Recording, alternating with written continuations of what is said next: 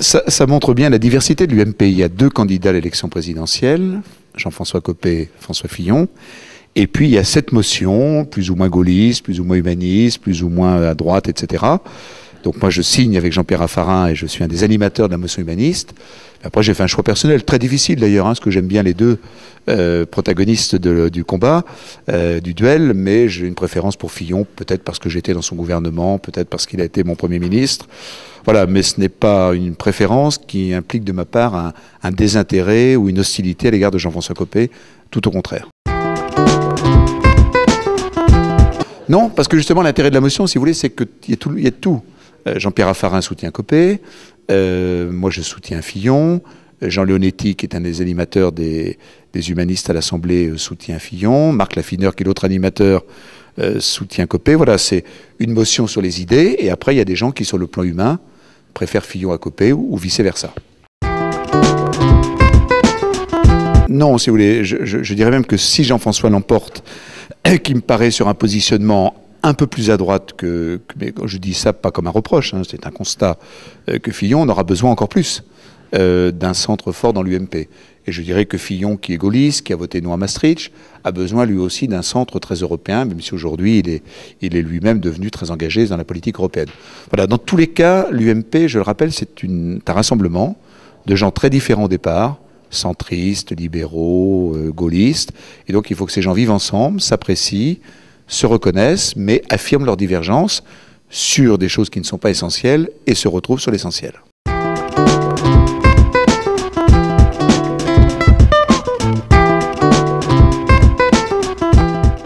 Écoutez, c'était très amusant aujourd'hui à l'Assemblée nationale, parce qu'il y a eu deux questions posées au Premier ministre sur Madame Duflot et Monsieur Canfin.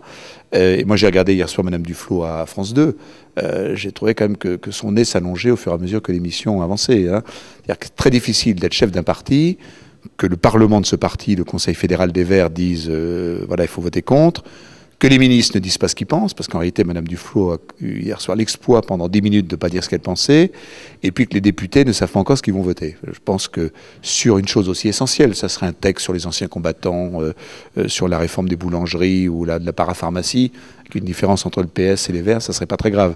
Mais sur l'essentiel, qui est le traité budgétaire européen, ce qui remet en cause complètement l'activité économique de notre pays, je pense qu'on ne peut pas accepter cette différence.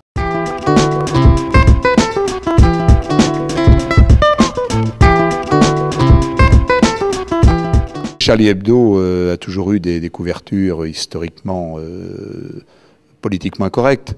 Donc moi je respecte la liberté de la presse. Ensuite j'aurais été rédac-chef de Charlie Hebdo.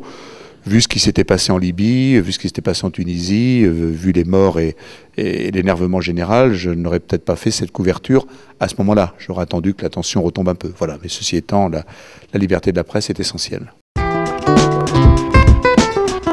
Je pense que le gouvernement avait raison. Après avoir loupé la protection de l'ambassade des États-Unis, de l'Élysée, un week-end précédent à Paris, a eu raison de prendre des mesures d'interdiction de manifestation. C'est pas courant dans notre pays. La liberté de manifester fait partie des droits fondamentaux. Mais vu le contexte, je pense que le gouvernement a pris une mesure de précaution que j'approuve.